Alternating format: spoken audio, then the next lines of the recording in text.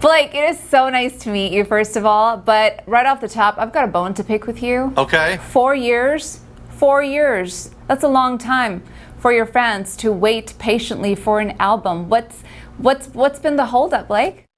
Well, when you get as old as I am, 4 years is like nothing. It doesn't even feel like it's been like 6 months since I made a record. So in my defense, it's funny. Not until I started doing, some of these interviews to promote the record that people started pointing that out. And I didn't realize, I knew it had been a couple of years, I guess. I didn't realize it had been 4, but I know why. I mean, I retired from The Voice. I did that show for 12 years. And so when I finally retired from the show, I was like, man, I'm going to the house and I'm shutting the gate and putting a lock on it, and I'm not coming out for a while, because we were doing 2 seasons a year, every year for 12 years, plus releasing albums and tours and everything else that happens in this business, which I'm not complaining about. I've been the luckiest guy on the planet, but when it came to an end there, I really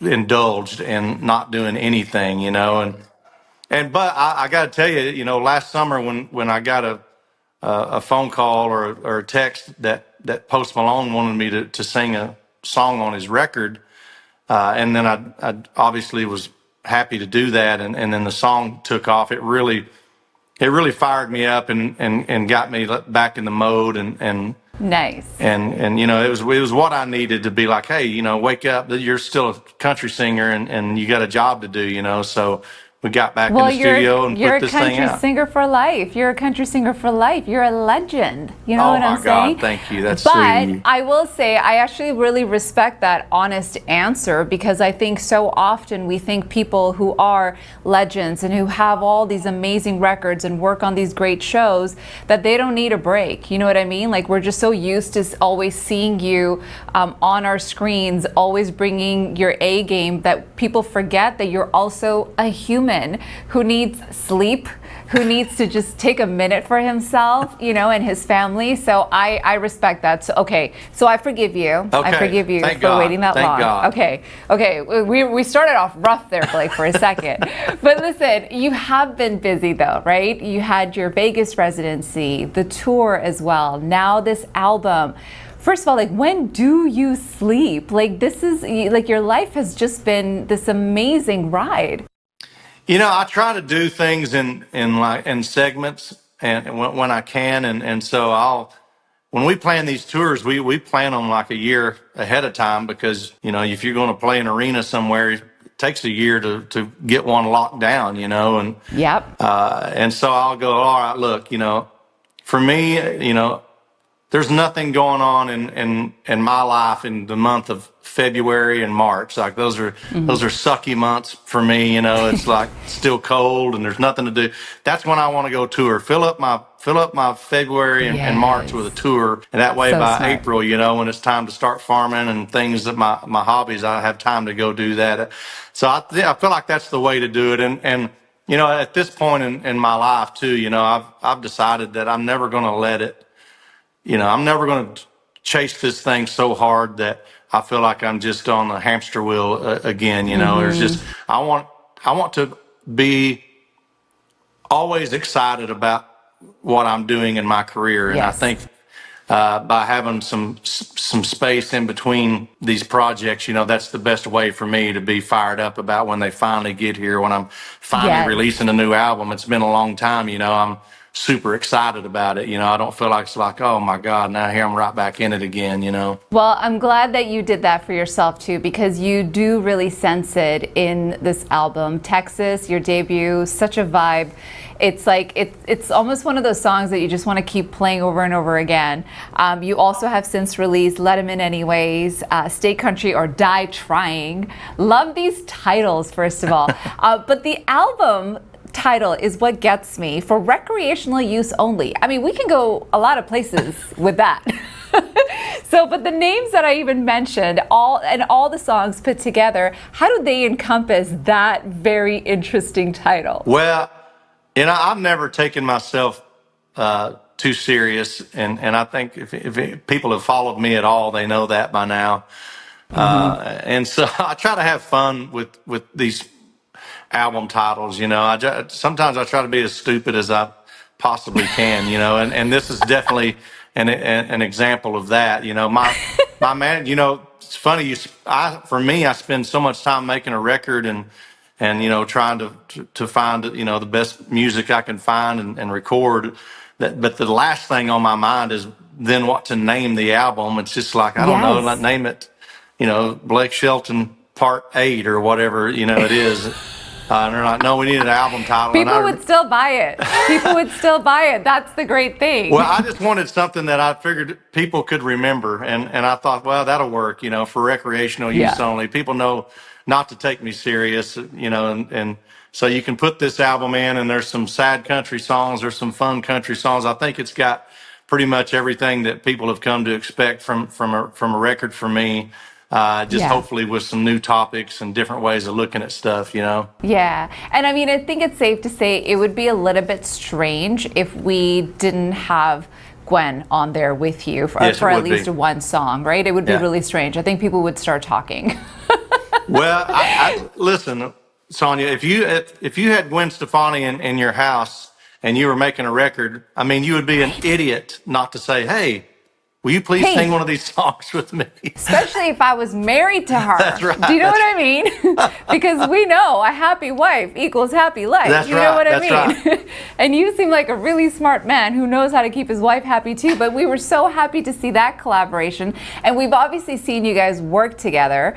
But I'm curious to know what the dynamic is like in the studio, because both of you are so ridiculously talented in your own right. Oh my God. And then to bring these two giants together in the music world, like, what does that look like? Well, it just looks like fun. I mean, that's all we do when we get in the studio together. We have so much fun, and Gwen is so good at harmonies and picking out parts and messing with stuff like that, and I never really had the ear for that like she does, and she never really got to do a ton of that in the past, and so since we've been working together, she's gotten to really explore more of that kind of thing, especially with this particular song you're talking about, Hanging On. It's got some pretty big moments in there, and it was a challenge for me to sing, which is exactly why we wanted to do it. But it was probably a bigger challenge for Gwen because she had to sing those parts over the top of my vocal, and wow. I don't think people until recently realize, when you think of Gwen Stefani, you think of, the pop star and the icon she is, and I don't think people ever really have given her the credit of being an incredible vocalist, and when you listen to some of the stuff she's done in the last couple of years, you can hear all the different nuances and just how powerful of a vocalist she is, and it's pretty amazing. I think she just gets better and better as time goes by. I could not agree with you more. Her range of her vocals, people do not, I think her true fans know. Her true fans really know how she can hold a note for so long and not the easiest note either. So I love that. But you know what I love most is how sweet you two are about each other in the public. This is what we live for. Like all these couples who are like, oh, I want to keep my life private. You're like, why? Like the rest of your life is out in the open. Tell us about your love life. But like you are always championing for her. She's always championing for you. And often people are like, oh, some people choose to stay private. And like I said, that's boring. But why has that always worked for you guys? Because like that's what I want. That's what you guys are like relationship goals in that sense. Well, I think you nailed it when you said, everything else about us is public, and I would never want to cast any kind of a shadow or weirdness on the thing that I'm most proud of, in my life, which is Gwen and my relationship with her. Everything else takes a back seat to that, music or this album or a tour. The thing that I'm most proud of is that, and of course I'm going to shout it from the mountains I'm proud of it, I have nothing to hide about, about that. I'm married I to Gwen love it. Stefani. Who the hell wouldn't shout that from Like seriously, from the Blake mountains, Shelton. Seriously. Also, I mean, might I remind you, 2017 Sexiest Man Alive by People Oh my magazine. God, Do you that's know what I'm right. saying? Like, you got a little flex there too, Blake. So both of you are doing all right. I am curious to know though, which song on this album, and I know it's not fair to ask. It's like asking you to pick a favorite child. It's easy for me because I only have one kid. But for you, what song would you say is like one of your not favorite, but like the one that you like shouting from the mountaintop? I go back and forth, but there's a song on there called "The Keys" that I think it's the second to the last song on the album, and it's just such a well written song. I was just blown away by this song, and if you hear the song, I'm guilty of this for a lot of reasons, but it's a song about never throwing away any keys, and literally keys like on your key ring. And I'm So guilty of that for two true. reasons. First of all, I don't know if half the time I don't know what the keys even go to, and I'm afraid I'm going to throw something away that I need. But the other half the time, it's like, oh man, that's the key to my first apartment in Nashville. I'm keeping that Oh, forever. Or the key to some lock to a gate, or whatever. That just kind of has some sentimental value to it. And that's literally what the song is about. And it's just so well written and such a cool melody that, whenever if I do have a moment where it's like, oh, I want to listen to this album and just see if it still stands up, the keys yeah. is always the one that I end up getting most excited about every time I listen to Oh, it. I love that. I love that. I'm gonna go have a listen to it one more time Yeah. now that I know more about it. Really quickly, we love, obviously I'm sure you miss Adam. We loved the rivalry No, between the two not at of all. you. He's a complete idiot.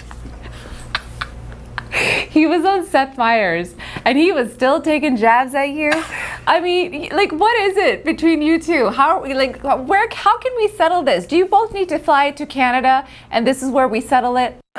I guess so. I guess, it's like, and it'll still be like, just last week I tried to FaceTime him to talk to him about something, and he didn't answer, and I knew he wasn't going to answer. And then the next day he tries to FaceTime me. It's like, I'm not answering your call. You didn't answer me when I called. Then he'll text and be like, hey, idiot, did you call me? Because now I've got time. It's like, no, I didn't even, that wasn't me. It says it was you on my phone. You're like, that We, was a butt we dial. still have those kind of spats to this day. I love that so Yeah. much. We love that so much. And listen, anytime you want to come to Canada, we're happy to take you both and just sit on our red couch and just let you both hash it out. He, of course, has an album coming out as well. He made that announcement. Do you guys like tell each other when this is happening? Do you plan this, or are you like, why is he releasing an album same year as me? I don't know why he's releasing an album at all, because nobody's gonna want to hear it. Hopefully Shots fired. hopefully he has some great collaborations on there, some other artists that people will actually be interested in hearing, and he can get some downloads that way. I can't wait to throw this clip out. This is going to be great. Blake, before you go, I would love to get your perspective. You mentioned Post Malone, of course, working Yeah. with him. We've got this really interesting time where people are realizing that country music is music for everyone. And Yeah. it's a genre that is for everyone and it's inclusive. Jelly Roll, Post Malone, both of them started as rappers and then made a beautiful transition to country. What's your take on how country music needs diversity as well as inclusion in that way? Yeah. Well, you know, I can speak to the Post Malone thing firsthand, and Yeah. to me, it's more odd now that I know Post that he was ever a rapper, because Interesting. he's a guy who grew up in down in Dallas, Texas, and he knows Yeah. as much about country music as any country artist I've ever met. I mean, I'm not even kidding about that. It's actually Wow. unbelievable, that he's a student of it. And, why wouldn't you want that guy, representing, a genre that means so much to him? I have no idea what his plans are moving forward, but I'll be surprised if his next move isn't another country album, because he seems so comfortable and at home doing it. And I don't know for sure about Canada, but I know in the U.S. there's more country radio stations than any other format Oh in our yeah. country, and it may be the same in Canada, and so that covers a lot of people and a lot of territory, and there's all kinds of people that are listening, and of course they all need to be sang to, and it needs to be represented by everybody that's listening. Also needs to be performing, So, I think as long as the thing about country music fans is, and I'm one of them, we know when something is authentic or not, and we can see through that. And so sometimes it works and sometimes it doesn't, and it just Yeah. is what it is. Yeah, I agree with you. Well, there is a huge country fan base here in Canada who I know that Canada's been We've got our so great to Stampede in me. Calgary. You'd be surprised to know my family side, we're all like I come from a line of farmers, and let me tell you, like my uncles and aunts, like it's amazing how much country music that they listen to. So when I tell my auntie that I talked to Blake Shelton, she's gonna be like, "What? Are you kidding me?" So yes, huge fan. Thank you so much for that. And I'll leave you with this. I do absolutely love your song, God Gave Me You. That's one of my absolute favorites. Oh my God, and thank you. And what I will say is that we are so thankful that God gave us you. That's There very you go. sweet of you. Thank There's you your so sequel. much. So great to chat with you, Blake. And tell Gwen we said hello from Canada. I'll do it. Thank you so much, Give her Sonia. a little peck on the cheek for us. Count on it.